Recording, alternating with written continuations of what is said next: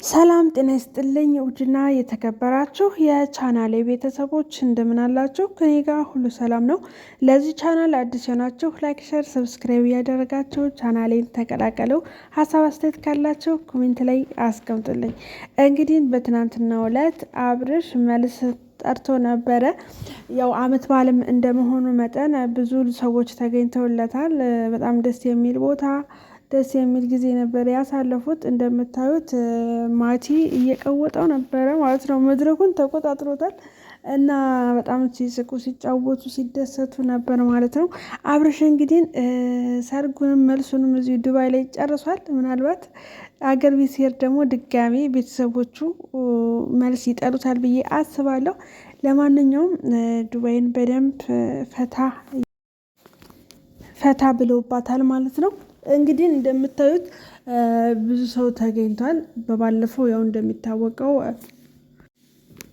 ያኔም ብዙ ሰው ተገኝቶላቸዋል። ነገር ግን ያው ብዙ ጊዜ ማዳም ቤት የሚሰሩ ሰዎች የግድ በየጊዜው መውጣት አይቻልም። የወር ፈቃዳችሁን ምናምን ነገር ነው አስፈቅዳችሁ የምትወጡት እና ለዛ ደግሞ ያው አመት በዓል ስላልደረሰ ይመስለኛል ለአመት በዓል እወጣበታለሁ ብሎ ስላሰቡ ይሆናል እንደተጠበቀው በጣም ብዙ ሰው አልነበረም። ግን ያው አሉ፣ ግን በጣም የሚካበድ አልነበረም። በአሁኑ ግን ያው በዓልም እንደመሆኑ ሁሉም ሰው ለበዓል አስፈቅዶ እንደመውጣቱ በጣም ብዙ ሰው ነው የተገኘው። እንደምታዩት ቦታው በጣም ሙልት ያለ ነው እና የአብርሽ ደጋፊዎች እና የሩታ ደጋፊዎች ከበፊቱ ከባለፈው በበለጠ ሰው በጣም ብዙ ሰው ተገኝቶላቸዋል። እንዳልኳችሁ ያው በባለፈው ትችት ስለቀረበበት ለሱ ምልህ ይመስለኛል።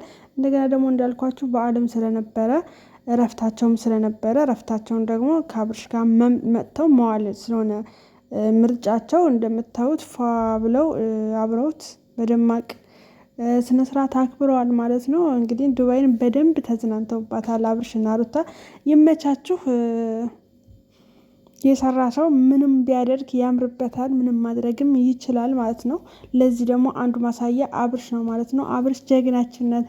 የብር እኔ በነገራችን ላይ በጣም ነው የማደንቀው። እኔ አድናቂው ነኝ የአብርሽ ማለት ነው። ምክንያቱም በቃ የሆነ ስራ ይብላችሁ በያዛችሁት ነገር ላይ በቃ ጠንካራው ናችሁ። በቃ መስሚያችሁን ጥጥ አድርጋችሁ ጉዞ ወደፊት ማለት ነው። እና አብርሽ ይመችህ፣ የምር ይመችህ።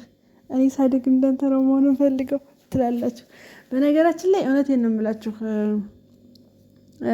ማለት የሆነ እንትናችሁ በበዛ ቁጥር ተቃዋሚያችሁ በበዛ ቁጥር እናንተ ጠንካራ እያደረጋችሁ ነው የሚሄደው። ይሄን ታውቃላችሁ። የምር ብዙ ሰዎች ሰፖርት የሚደረጉ ሰዎች ብዙ አይሄዱም በነገራችን ላይ። ነገር ግን በቃ ይሄ የሚገፋቸው የሚታገላቸው ወይም የሚነቅፋቸው ሰዎች ካላችሁ ሰዎች መጥላት የለባችሁም። የምሬን ነው የምላችሁ። ሚስማር በተመታ ቁጥር ይጠነክራል እንደሚባለው ሰዎችም ይሄ ብቻላ በተገፋችሁ ቁጥር ወይንም ደግሞ በቃ እናንተ የሆነ ነገር በተደረጋችሁ ቁጥር አንደኛ ወኔው ራሱ ይመጣል፣ እልህ ይመጣል። እልሁ ደግሞ በስራ ሲገለጽ በጣም ጠንካራ አለት ነው የሚያደርጋችሁና መገፋታችሁን ወይም ደግሞ የሆነ ነገር መባላችሁን አትጥሉት፣ ለበጎ ነው ማለት ነው።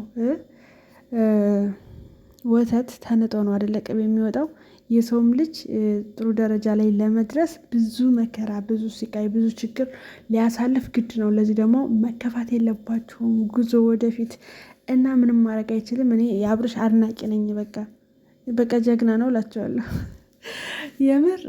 ምክንያቱም እኔ አንዳንዴ እኔ በሱ ቦታ እንደዛ የተባልኩት እኔ ብሆን ይህን ነገር ትቼው ተስፋ ቁርጭ እቀመጣለሁ ወይስ እንደሱ ጎበዞኝ እሰራለሁ ብዬ አንዳንዴ ራሴን ጠይቀዋለሁኝ። እና የምችል አይመስለኝም። እኔ ትንሽ የሆነ ነገር ያናደደኛል እና ተስፋ የመቁረጥ ነገር አለብኝ።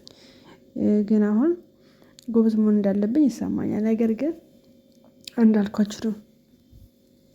የሚቃወማችሁ ሰዎች ካላችሁ በሌላ ነገር አታስቡት። እነሱ ብርታቶቻችሁ እነሱ እንደሆናችሁ ማወቅ አለባችሁ ማለት ነው። እነሱ እንደሆኑ ልታውቁ ይገባል። ለማንኛውም ውድና የተከበራችሁ የቻናል ቤተሰቦች አብርሽና ሩታ እንግዲህ ትናንትና በበዓል የመልስ ፕሮግራማቸውን አድርገው ነበረ። እንደምታዩት በጣም ደስ የሚል ፕሮግራም ነበራቸው ማለት ነው። እንግዲህ ይመስለኛል የሚቆዩበትንም ቀን እየጨረሱ ይመስለኛል። በሚቀጥለው ቀናቶች ምናምን ወደ ሀገር ቤት ይመለሳሉ። አገር ቤት ሲመለሱ ደግሞ ያው መልስ ይጠራሉ። ጉዞ ወደ ቡታጅራ ነው። ከዛ ደግሞ ወደ ሩታ ቤተሰብ ምናምን ነገር ብቻ ግን ደስ የሚል ነገር ይኖራል ብዬ አስባለሁ።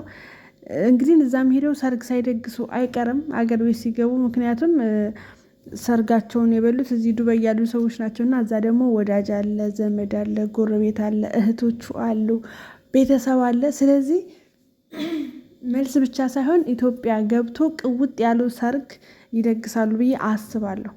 ገብቷቸዋል አይደለ? ይሄኛው ለኦዲየንሶቹ የተደረገ ሰርግና ምላሽ ነው።